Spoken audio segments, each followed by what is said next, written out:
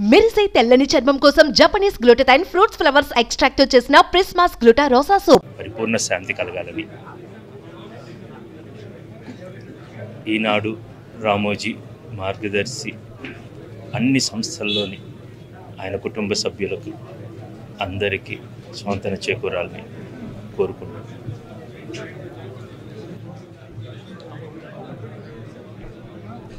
కొన్ని వేల మందికి జీవితం బాటకి అడుగులు వేయించి వాళ్ళు ఎంతో ఉన్నత స్థాయికి ఎదిగేటట్టు కొన్ని వేల జీవితాలను తీర్చిదిద్దారు రామోజీరావు గారు. ఆ వేల సంఖ్యలో నేను ఒకడిని. నా మొదటి సినిమా శుభవేళ సినిమాలో హీరోగా నాకు అవకాశం ఇచ్చి నా అడుగులు సినీ పరిశ్రమలో వేయడానికి ముఖ్య కారకులు రామోజీరావు గారు. యుగానికి ఒక్కరు పుడతారు అంటారు, అలాంటి యుగ పురుషుడు రామోజీరావు గారు. ఆయన చేతుల మీదుగా ఆయన ఆశీర్వాదంతో ఇండస్ట్రీలో నేను నిలదొక్కున్నాను.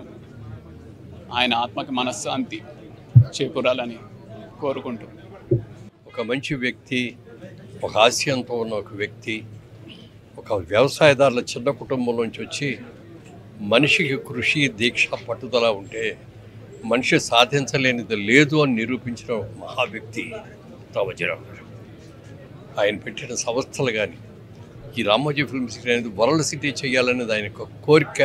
ఆ కోరిక ప్రకారం దీన్ని అంత అద్భుతమైన స్టూడియోగా తీర్చిదిద్దారు. ఇవాళ ఈటీవీ మూలంగా కానీ లేకపోతే ఇద్దరు వచ్చే కార్యక్రమాలు కానీ జబర్దస్త్ పేరుతో ఎంతమంది ఆర్టిస్టులు వచ్చారు వాళ్ళకి. అలాగే పాడుతా తీయగా దారుగా ఎంతమంది సింగర్స్ వరకు వచ్చారు. వీటన్నిటి వెనక కృషి రామోజీరావు గారు ఎంతో కృషి.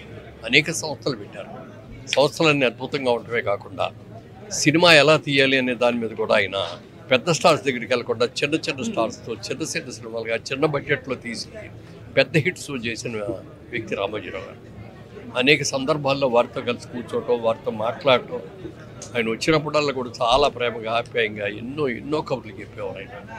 అలాంటి మహా వ్యక్తి అవటం వాళ్ళ తీరంలో భారత ప్రభుత్వం కూడా పద్మవిభూషణ్ బ్రహ్మాండమైన గౌరవించారు మన భారతదేశ ప్రభుత్వం.